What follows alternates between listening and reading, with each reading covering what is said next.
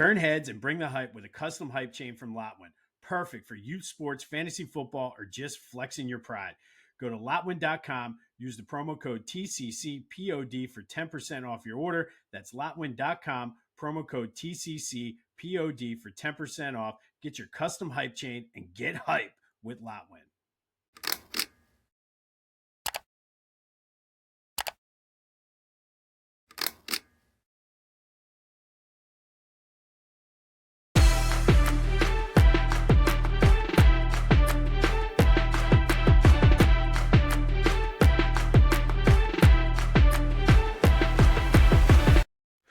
What's up, everyone? Welcome to this day in Philly sports history for October 14th, 2025.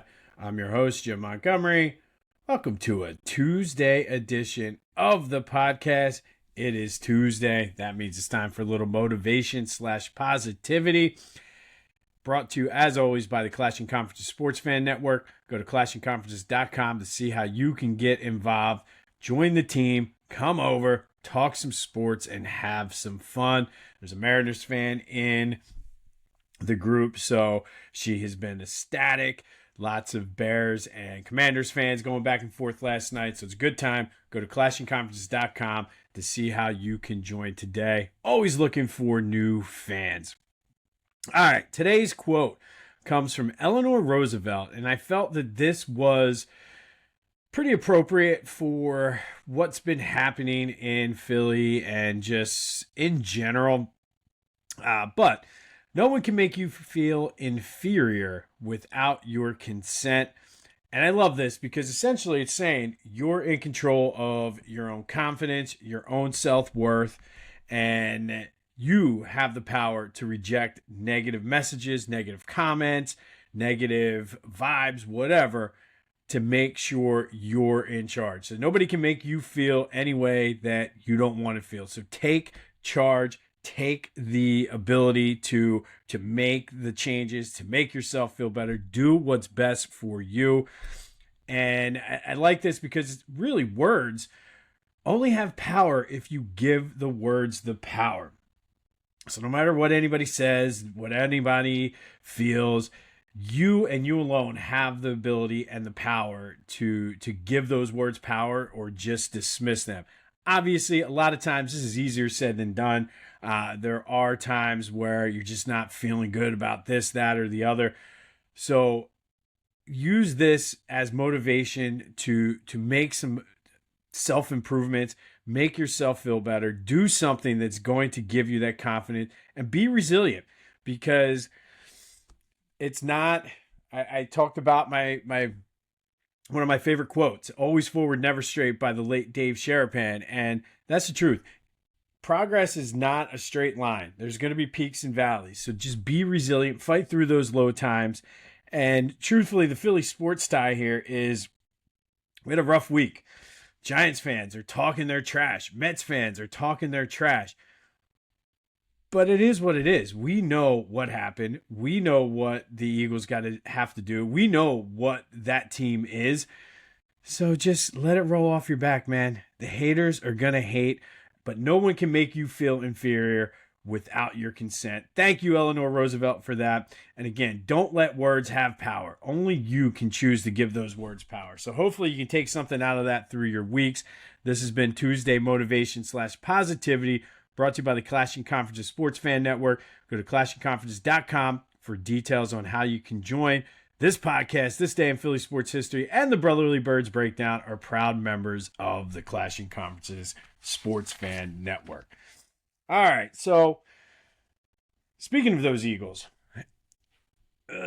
things just got a little bit tougher, and out of the blues, Darius Smith retired. And allegedly, it had nothing to do with anything in the Eagles locker room. It was a personal decision. I don't know. After he came in so hyped up, maybe his body's just not doing what he thought. It's just, the timing of it seems odd. But from a team perspective, it does leave the Eagles very short at defensive linemen, pass rushers in particular. So I don't know. Nolan Smith won't be back for another 2 or 3 weeks. It's on the others to step up. Now, Nick Sirianni said what you expected Nick Sirianni to say. I have full confidence in those guys. I think ultimately it comes down to Jalen Carter and Jordan Davis. They need to put pressure and free those guys up. I need Jalix Hunt to step up. I need guys like that to just come.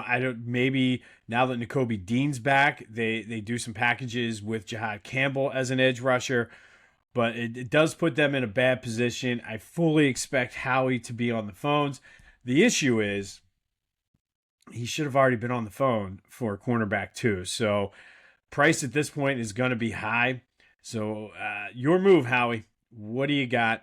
Kyle and I will get more into this later this week on the Brotherly Birds breakdown.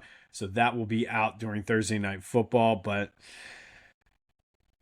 team's in trouble, man. The team is in trouble right now, and this is a good measuring stick game, not because Minnesota is that good, but because you need to see the resilience and see what this team, how are they going to respond to adversity? I've read a stat that it's been very rare that like 4 times the Eagles under Nick Sirianni and Jalen Hurts, if you take away the 2021 season, have lost 2 games.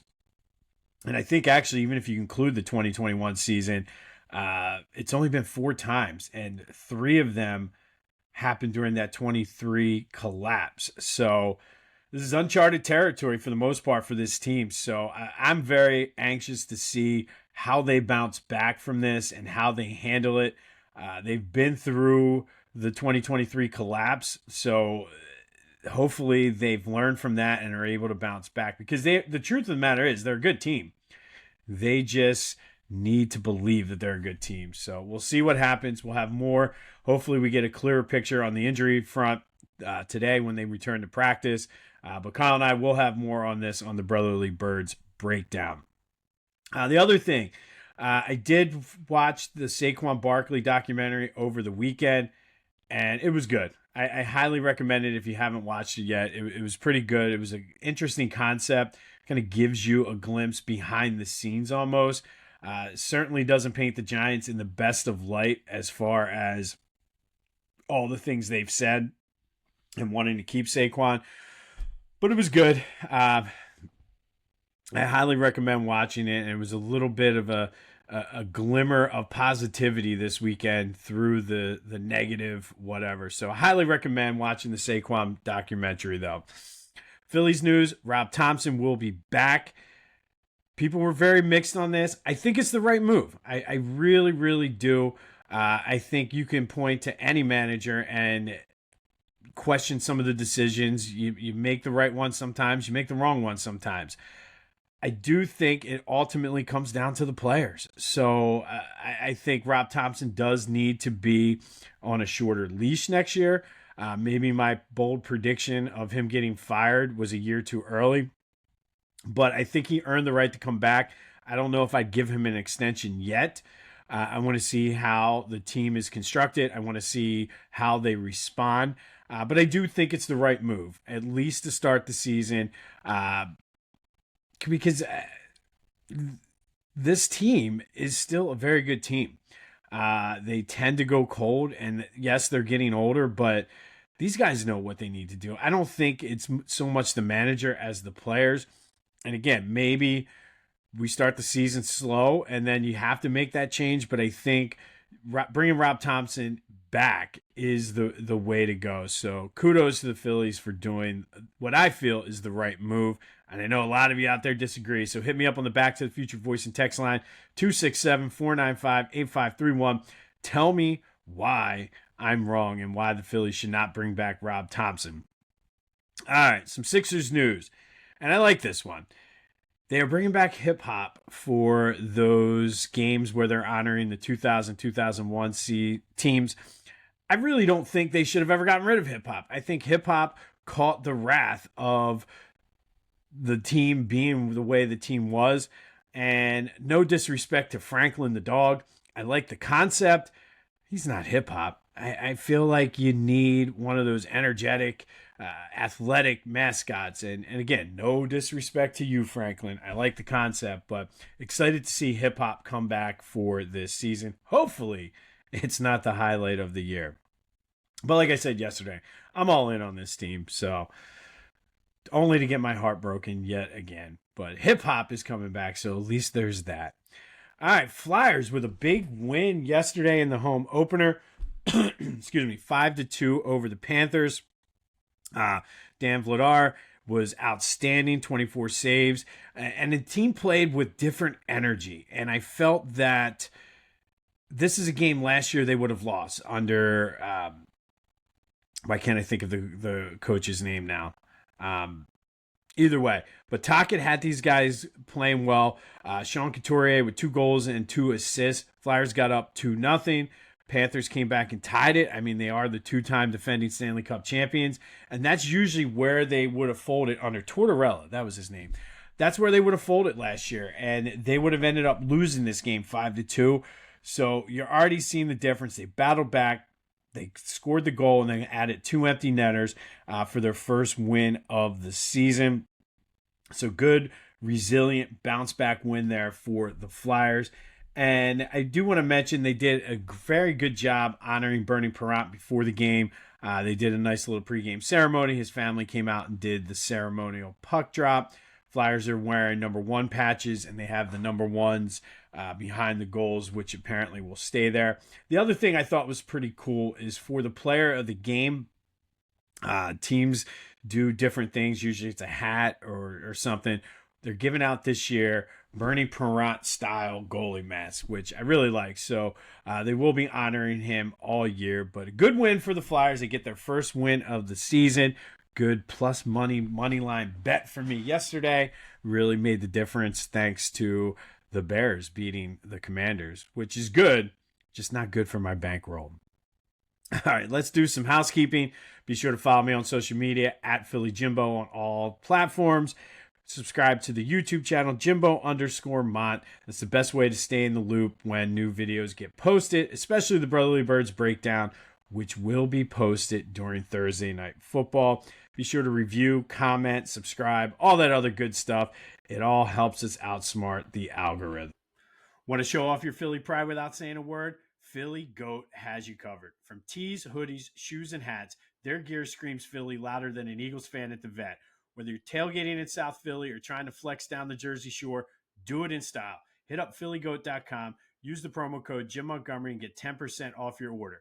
Philly Goat, because being Philly ain't a choice, it's a way of life. Go Birds! All right, October 14th. We're going to start with some Flyers. We're going to go back to 1979. And on this day, 1979, the Flyers beat the Maple Leafs 4-3. Paul Holmgren, Hound Dog Bob Kelly, Reggie Leach, and Brian Propp all scored for the Flyers. This was the first win of that epic 35-game unbeaten streak that they went on. That included 25 wins, 10 ties, and did not end till January 7th, 1980. So starting this day in 1979, the Flyers would not lose again until January 7th, 1980. That does lead to today's trivia question. Did not do a trivia question yesterday. Just completely forgot, to be honest. But today's trivia question: who was the Flyers all-star goalie in 1979? Hit me up on the Discord channel, which is the first link in the description. Any of my socials, the Back to the Future voice and text line. But who was the Flyers all-star goalie in 1979? All right, staying in 1979. On that same day, the Flyers beat the Maple Leafs. The Eagles' defense forced 4 turnovers.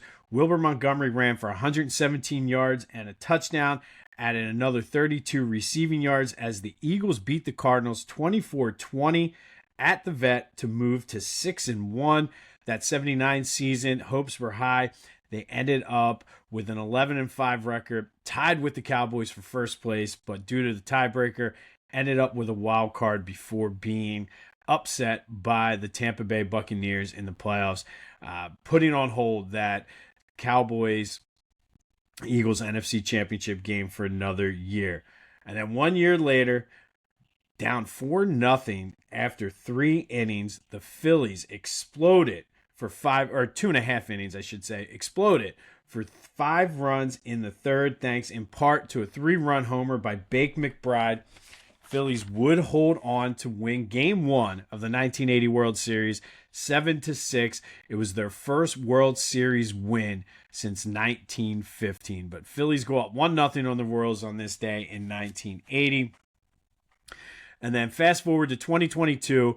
In their first playoff game in 11 years at home, the Phillies explode for 6 runs in the third, including a 3-run homer by Rhys Hoskins, a 2-run homer by Bryce Harper. You might remember Hoskins. That was when he emphatically slammed down the bat as the Phillies got to Spencer Strider. Aaron Nola was outstanding in this game. 6 innings pitched, 5 hits, no earned runs, 6 strikeouts as the Phillies go up 2-1 on the Braves in the NLDS. But on this day in 2022, it was Rhys Hoskins' bat spike. And I remember this well. I was at McGurk's in Fort Washington. We were sitting outside, and there was a bunch of these college kids, or young adults, whatever. I guess they were construction workers for whatever they're doing. But my wife had them doing spirit fingers as they were doing their shots and their beers, which was pretty funny. But Phillies beat the Braves on this day to go up 2-1 thanks to a 6-run third inning, including Rhys Hoskins' 3-run shot with the bat spike off of Spencer Strider, and the birth of the Spencer Strider punchable face was born. All right, finally today, we continue our Philadelphia Sports Hall of Fame inductee spotlight as we get ready for November 6th induction ceremony. Tickets are still available. Hit me up if you want information on that. But today we're going to spotlight Bo Roberson, who was a football and a track star, went to Bartram High. He was the city long jump and 100-meter dash champion. This was a cool fact. He also played basketball in high school, where he was on the 1953 All-City team alongside Hall of Famers Wilt Chamberlain and Guy Rogers. Went on to play football at Cornell, as well as track and basketball. He was a 1960 silver medalist in the long jump at the Olympics. He set the world record for the indoor track and field long jump. He was also a lieutenant in the Army, so Bo Roberson was just all over the place. Played 6 years in the American Football League for a few different teams, led them in all-purpose yards in 1964, helped lead the Bills to the championship in 1965, became the first track and field coach at UC Irvine, and to this day is still the only Ivy League player to play professional football, win an Olympic gold medal, and achieve his doctorate. He's in the Bartram and the Cornell Hall of Fame, but Bo Roberson will take his spot with other Philadelphia legends this November as he is inducted into the Philadelphia Sports Hall of Fame. So Bo Roberson, we salute you. On this day in 2022, Phillies beat the Braves to go up 2-1 in the NLDS thanks to Rhys Hoskins' 3-run homer with the bat spike. Phillies win Game 1 of the World Series in 1980 on this day after being down 4-1. It was Shake and Bake McBride with the 3-run shot. And then in 1979, Eagles beat the Cardinals to move to 6-1. And the Flyers won Game 1 of their epic 35-game unbeaten streak, which is still a North American sports record. We will have more on the Eagles injury front tomorrow. We'll start looking ahead to the Flyers this week. Let me know your thoughts on hip-hop, Rob Thompson, all of that on the Back to the Future voice and text line, 267-495-8531. Don't forget today's trivia question. Who was the all-star goalie for the Flyers? But it'd be a good day to get your vent session and get everything off your chest today on the Back to the Future voice and text line. And remember, no one can make you feel inferior without your consent. Don't give words power, in the wise words of Eleanor Roosevelt. That is today's Tuesday motivation/positivity. This has been This Day in Philly Sports History for October 14th, 2025. My name's Jim Montgomery. Go have yourselves a Tuesday. And until next time, I'll see you when I see you.